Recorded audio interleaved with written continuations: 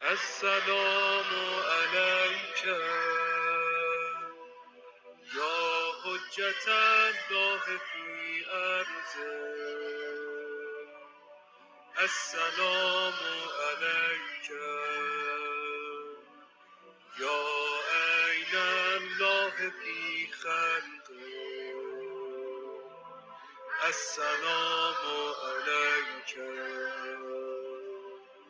یا نور اللہ الذی یهتدی به المهتدون و یفرج به عن المؤمنین. السلام علیک ایها المکذب الخائف. السلام. السلام علیکم ورحمۃ اللہ وبرکاتہ. دا ڈکشنری آف سورہ یاسین کے ایک نئے سیگمنٹ کے ساتھ آپ کی خدمت میں حاضر ہوں، اور آج ہم آپ کے لیے ہمیشہ کی طرح ایک نیا اور نہایت اہم لفظ لے کر حاضر ہوئے ہیں. آج کا لفظ ہے امام مبین. سورہ یاسین میں ایک جگہ ارشاد ہوتا ہے وَكُلَّ شَيْءٍ أَحْصَيْنَاهُ فِي إِمَامٍ مُبِينٍ. ہر چیز کو ہم نے گن رکھا ہے، شمار کر رکھا ہے امام مبین کے اندر. امام مبین کا مطلب کیا ہے، اس چیز کو انشاءاللہ تعالی ہم آج کے سیگمنٹ میں جانیں گے. امام اور مبین یہ دو الگ الگ لفظ ہیں. امام بھی ہمارے ہاں اردو میں استعمال ہوتا ہے اور کافی استعمال ہوتا ہے، مبین بھی قدرے استعمال ہوتا ہے. امام کا معنی کیا ہے، اس حوالے سے عربک ڈکشنریز جو ہیں انہوں نے دو معنی بیان کیے ہیں. ایک معنی امام کا یہ ہے کہ وہ شخص جو آگے ہو اس کو امام کہا جاتا ہے. البتہ یہ بھی معنی ٹرانسفر ہو گیا ہے کسی جگہ سے. بنیادی طور پر اگر آپ عربک ڈکشنریز میں دیکھیں تو امام اس دھاگے کو کہتے ہیں کہ جس دھاگے سے معمار یا مستری دیوار بناتے ہوئے دیوار کی ان تمام اینٹوں کی حد کو معین کرتے ہیں کہ آیا تمام اینٹیں ایک سیدھ میں آ رہی ہیں یا نہیں. اس دھاگے کو جو ہے امام کہا جاتا ہے. البتہ یہ جو ہے وہ دھاگا دو طرح سے استعمال ہوتا ہے، ہوریزنٹل بھی استعمال ہوتا ہے اور ورٹیکل بھی استعمال ہوتا ہے، چونکہ ہر دو طرح سے دیوار کو سیدھا رکھنا ہوتا ہے. سو وہ دھاگا کہ جس سے مہمار یہ دیکھتا ہے کہ دیوار کی تمام اینٹیں ایک سیدھ میں آ رہی ہیں یا نہیں آ رہی. غالباً اردو زبان میں جو اس دھاگے کے لیے ایک لفظ استعمال ہوتا ہے وہ ساحل ہوتا ہے، اور جو مقامی لغتوں میں اسی سے اس ڈیرائیو ایک لفظ جو ہے ساحل استعمال ہوتا ہے اس کے لیے. سو امام کہ جو عربک ڈکشنریز امام کے بارے میں یہ کہتی ہیں کہ ایسا دھاگا یا وہ پیمانہ کہہ لیں آپ کہ جس سے کوئی اینٹ دیوار کی حد سے نہ آگے ہو اور نہ ہی پیچھے ہو، بلکہ سب کی سب ایک سیدھ میں اسی کی لائن میں آ رہی ہوں. اس دھاگے کو یا اس پیمانے کو امام کہا جاتا ہے. اب یہیں سے ذرا اندازہ کیجئے کہ امام کے معنی کیا ہوں گے، چونکہ ابھی جیسے ہم نے ابھی آپ کے سامنے عرض کیا کہ اس دھاگے سے جو کام لیا جاتا ہے یا مستری یا معمار جو کام لیتے ہیں اور دیوار تعمیر کرنے والے جو کام لیتے ہیں وہ یہ لیتے ہیں کہ اگر کوئی اینٹ دیوار کے اندر پیچھے رہ گئی ہو تو اس کو آگے لایا جائے، اور اگر کوئی دیوار کی حد سے باہر نکل رہی ہو تو اس کو پیچھے کیا جائے اور دیوار کو ایک سمت میں، ایک سیدھ میں اور ایک ترتیب میں قائم کیا جائے. بہن ہی امام یہی کام کرتا ہے اپنی امت کے ساتھ. جو ایک معمار کے ہاتھ میں امام، جس کو ہم سہل کہتے ہیں اور جس کو انگلش میں جو ہے وہ پلم بوب بھی کہتے ہیں، جب معمار کے ہاتھ میں پلم بوب ہو یا وہ امام ہو جس کو سہل کہتے ہیں، جو کام وہ معمار کے ہاتھ میں ہو کر کرتا ہے بے عین ہی خالق کائنات کی پوری ہستی اور کائنات میں اور اس کے پورے نظام میں امام بھی سیم ایگزیکٹلی وہی کام کر رہے ہوتے ہیں.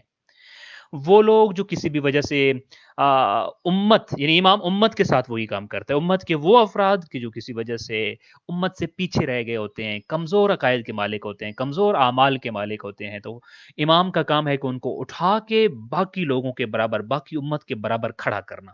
اور وہ لوگ جو امت سے باہر نکل رہے ہوتے ہیں، جو امت کی حد سے آگے جا رہے ہوتے ہیں، ان کو بھی واپس لے کر آنا امام کی ہی ذمہ داری ہے. یہ میں اپنی طرف سے نہیں کہہ رہا، بلکہ امیر المومنین علیہ الصلوۃ والسلام کتاب سلیم ابن قیس میں جو ہے وہ امام علیہ الصلوۃ والسلام سے منقول ایک حدیث ہے کہ جس میں آپ نے فرمایا کہ نحن افق الاسلام، ہم اسلام کا افق ہیں، ہم وہ جگہ ہیں جہاں سے اسلام طلوع کرتا ہے، افق وہ جگہ ہے جہاں سے سورج نکلتا ہے، یعنی اسلام طلوع کرنے کا مقام ہم ہیں۔ پھر آپ نے فرمایا کہ بنا یلحق المبتئ و الینا یرجع التائب، وہ پیچھے رہ جانے والا بھی ہم سے آ کر ملتا ہے اور آگے نکل جانے والا بھی پیچھے ہو کے ہم سے ہی جڑتا ہے۔ ہم ہی وہ مقام ہیں کہ جہاں پر سبھی آ کر ملتے ہیں تو امت بنتے ہیں، اور جو ہم سے جدا ہو جائے وہ امت سے جدا ہو جاتا ہے۔ امیر المومنین علیہ الصلوۃ والسلام کا ایک طولانی کتاب ہے، اسی سے ایک اور جملہ تحف العقول میں موجود ہے کہ امام علیہ الصلوۃ والسلام، البتہ یہ تقریباً 400 جملوں پہ ایک خوبصورت کلام جس میں زندگی کے آداب بیان کیے گئے مومنین کے لیے، اور میں ریکمینڈ کروں گا کہ تحف العقول جن لوگوں کے پاس موجود ہے، تقریباً راؤنڈ اباؤٹ پیج نمبر 116 یعنی 116 کے آگے پیچھے عربی میں یہ روایت طولانی روایت موجود ہے، اس میں امام علیہ الصلوۃ والسلام نے ایک جملہ ارشاد فرمایا فَإِلَيْنَا يَرْجِعُ الْغَالِي وَبِنَا يَلْحَقُ الْمُقَصِّرُ، کہ ہم وہ جگہ ہیں کہ غالی بھی آ کے ہماری سیدھ میں کھڑا ہوتا ہے تو اس کا عقیدہ درست ہوتا ہے، اور ہم ہی وہ مقام ہیں کہ مقصر بھی آ کر جب ہمارے ساتھ ملتا ہے تو اس کی عقیدے کی اور نظریے کی تصحیح ہوتی ہے۔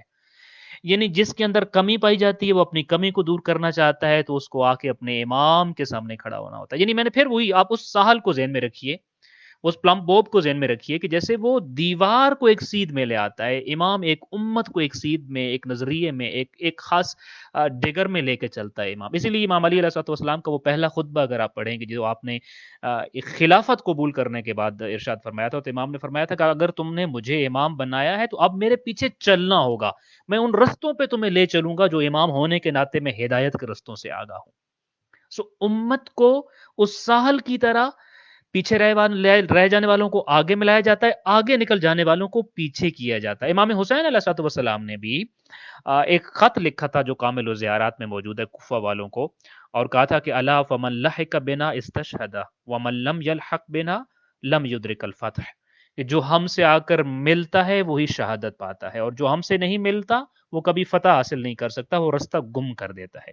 امیر المومنین علیہ الصلوۃ والسلام کا یہ ایک اور فرمان آپ کے سامنے عرض کروں کہ امام علیہ الصلوۃ والسلام نے ارشاد فرمایا، المسترشد کتاب کا نام ہے جو تبری کی کتاب ہے، کہ انه لا یقاس بنا آل محمد من هذه الامه احد، میں ہماری مثال امت محمد مصطفیٰ صلی اللہ علیہ وآلہ وسلم میں تمہیں مل سکتی نہیں ہے۔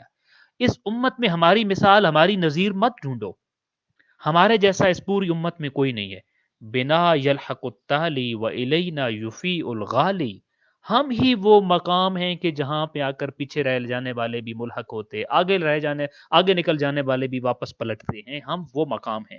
بلکہ امام محمد باقر علیہ الصلوۃ والسلام نے تو وہ نحن الامت الوسط کہا ہے، الکافی میں یہ حدیث ہے کہ جس میں آپ نے فرمایا ہم وہ درمیانی نقطہ ہیں جہاں سب آ کر ملتے ہوتے ہیں۔ امیر المومنین علیہ الصلوۃ والسلام نے ناج البلاغہ میں کتنے ہی کلام آپ کو ایسے ملیں گے کہ جس میں ائمہ اہل البیت علیہ السلام نے یہ بتایا ہے کہ جس جگہ آ کر امت ایک سیدھ میں آ جاتی ہے، جس جگہ آ کر امت صحیح ٹریک پہ آ جاتی ہے، وہ جگہ امامت ہے۔ امام کے سامنے جب امت حاضر ہوتی ہے اور پھر امام کے سامنے یوں حاضر ہوتی ہے اور یوں کھڑی ہو جاتی ہے، اور امام کے ساتھ یوں امام کی جو ہے وہ ان کے فرمان کو اور ان کی تعلیمات کو یوں قبول کرتی ہے جیسے ایک معمار کے ہاتھ میں موجود وہ ساحل جب پلم بوب کے پیچھے دیوار سیدھی ہو کے تعمیر ہو رہی ہوتی ہے، جب یوں ایک امت تعمیر ہوتی ہے، پھر ہدایت کے چشمے پھوٹتے ہیں، پھر ہدایت کے چشمے پھوٹتے ہیں۔ لہٰذا ایک چیز جو انشاءاللہ تعالیٰ آج کے اس لیکچر میں ہم نے امام سے سیکھنی ہے، کہ ہمیشہ ذہن میں رکھیں، یعنی امام وہ جو نہ آپ کو پیچھے رہنے دے نہ آپ کو آگے نکلنے دے، اور آپ امت تب ہیں کہ نہ آپ پیچھے رہ گئے ہوں اور نہ ہی آپ آگے نکل گئے ہوں، تب آپ امام کی امت میں شمار ہوں گے، وگرنہ آپ امام کی امت میں شمار نہیں ہوں گے۔ آپ امت میں اپنے آپ کو مت سمجھیے اگر آپ ان دو جگہوں پر نہیں ہیں تو۔ لہٰذا امام کا ایک معنی یہ جو ابھی آپ کے سامنے میں نے بیان کیا۔ امام کا ایک اور معنی بھی بیان کیا گیا ہے عربک ڈکشنریز میں، وہ یہ ہے کہ من یؤتم بہ، یعنی امام وہ ہوتا ہے کہ جس کا قصد کیا جائے، جس کا ارادہ کیا جائے، جس کی پیروی کی جائے، وہ امام ہوتا ہے۔ یہ پھر بڑا خوبصورت معنی ہے، یعنی امام وہ جس کو فالو کیا جائے، جس کے فٹ سٹیپس پہ چلا جائے، جس کی فرما برداری کی جائے، جس کی پیروی کی جائے. مثلا میں ایک مثال دیتا ہوں. ہمارے یہاں میں نے کہا نا امام کا لفظ بہت استعمال ہوتا ہے. امام جماعت، ہم مسجد میں جاتے ہیں نماز پڑھتے ہیں، امام جماعت ہوتے ہیں، پیش نماز ہوتے ہیں، وہ امامت کرا رہے ہوتے ہیں، ہم نماز پڑھتے ہیں. اب وہ کون ہوتے ہیں؟ میں یو تم بے، چونکہ وہ ہماری امامت کروا رہے ہوتے ہیں. ہم انہی کے پیچھے نیت، قصد اور ارادہ کرتے ہیں نماز پڑھنے کا، انہی کی پیروی میں نماز پڑھ رہے ہوتے ہیں. ذرا یہ سوچئے کہ نماز جماعت میں کہ جماعت کب تک رہتی ہے؟ جب آپ پیش نماز کے پیچھے یا امام جماعت کے پیچھے نماز پڑھ رہے ہوتے ہیں، اس وقت تک رہتی ہے جب تک آپ کی نماز کے سارے ایکشنز امام کے پیچھے پیچھے ہوں.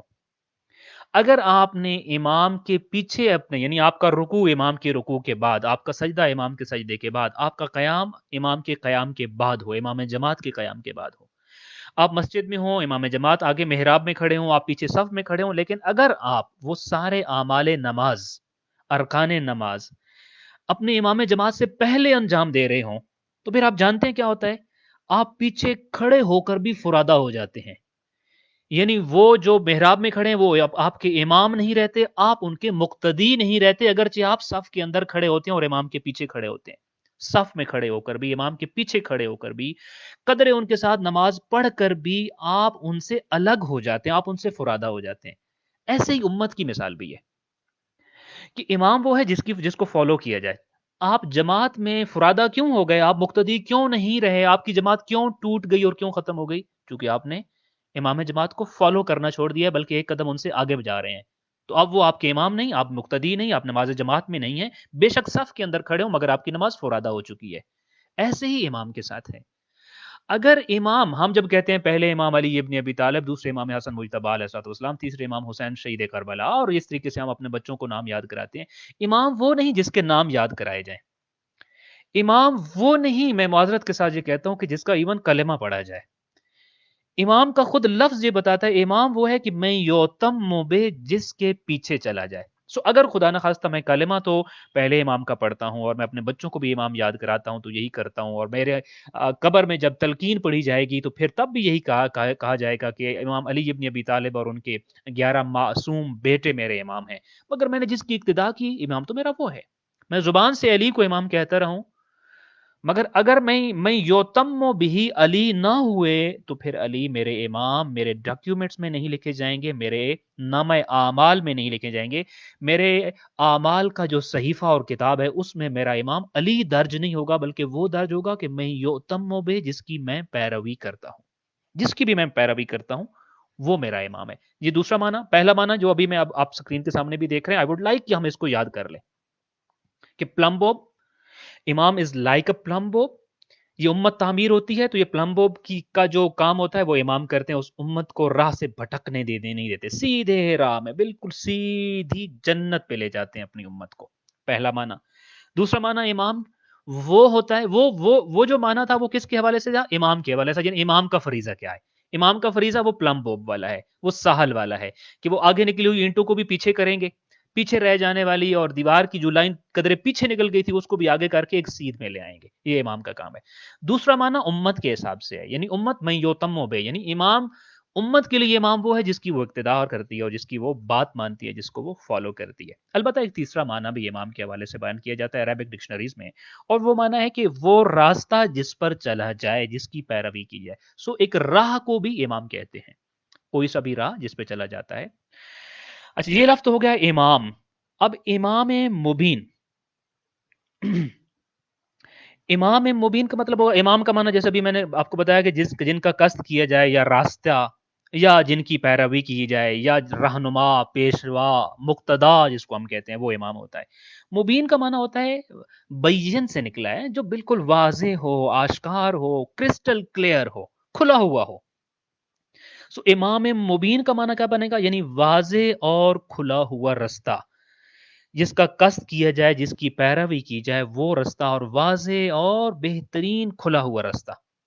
قرآن مجید نے یہ جو لفظ استعمال کیا ہے امام مبین، یہ لفظ دو میں سے کسی ایک چیز کے لیے استعمال کیا ہے. یا تو ہمارے نامہ اعمال کے لیے استعمال کیا ہے، یعنی جن کو ہم صحیفہ اعمال کہتے ہیں، یا ہمارے اعمال کا صحیفہ اور کتاب جو ہمیں پیش کی جائے گی قیامت کے دن، یا پھر یہ لوح محفوظ کے معنی میں استعمال ہوا ہے. اچھا، یہ کیسے پتہ چلے گا کہ امام مبین جو یہاں ہمارے ہاں لفظ استعمال ہوا ہے، یہ لوح محفوظ کے لیے استعمال ہوا ہے مثلاً، یا پھر مثلاً یہ جو ہے نامہ اعمال کے لیے استعمال ہوا ہے؟ اس کی دو وجہ ہیں۔ پہلی وجہ یہ ہے کہ چونکہ قیامت کے دن میرے اور آپ کے اعمال اور ہمارا اعمال کا وہ نامہ یا ہمارا اعمال کا وہ صحیفہ یا ہمارے اعمال کی اور کاموں کی جو کتاب ہے اس کی پیروی کی جائے گی۔ امام یعنی جس کی پیروی کی جائے، مبین جیسے کھلم کھلا۔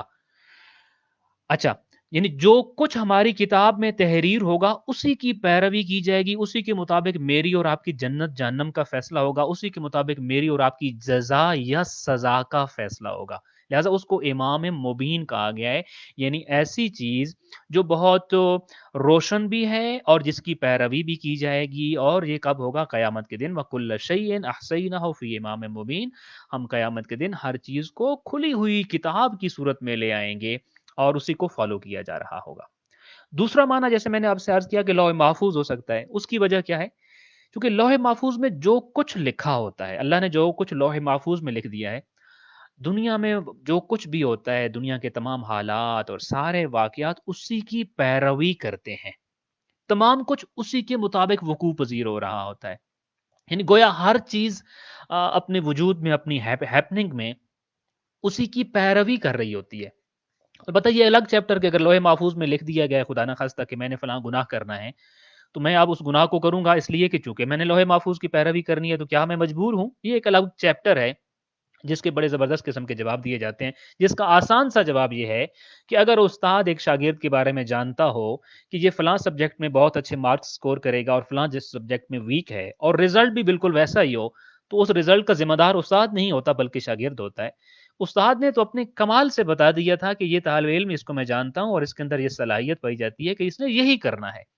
یہاں تو خیر استاد اور شاگرد سے بڑھ کے بات ہے، ایک خالق اور ایک مخلوق کی بات ہے، ایک رب اور ایک مربوب کی بات ہے، ایک پیدا کرنے والے اور ایک بندے کی بات ہے۔ تو اگر وہ یہ چیز لکھتا ہے، لوح محفوظ میں یہی لکھا گیا ہے کہ میں یا آپ یا اے بی سی جو بھی ہے، فلاں وقت فلاں دن میں فلاں دن کے حصے میں فلاں کام اپنے اختیار اور اپنی مرضی سے کرے گا۔ لوح محفوظ میں یوں لکھا ہوتا ہے، لہٰذا ہم مجبور نہیں ہیں۔ لوح محفوظ تو پروڈکشن کر دیا گیا کہ فلاں شخص میں، چونکہ اللہ کی ذات کو سب معلوم ہے۔ سو لوح محفوظ کیا ہے؟ لوح محفوظ یعنی دنیا بھر میں حالات و واقعات جو کچھ وقوع پذیر ہوتے ہیں اس کی پیروی ہو رہی ہوتی ہے، اس کے مطابق سب کچھ ہیپننگز ہو رہی ہوتی ہیں، ساری چیزیں اسی کے مطابق ظہور پذیر ہو رہی ہوتی ہیں، گویا کہ کائنات کی ہر چیز اس کی پیروی کر رہی ہوتی ہے۔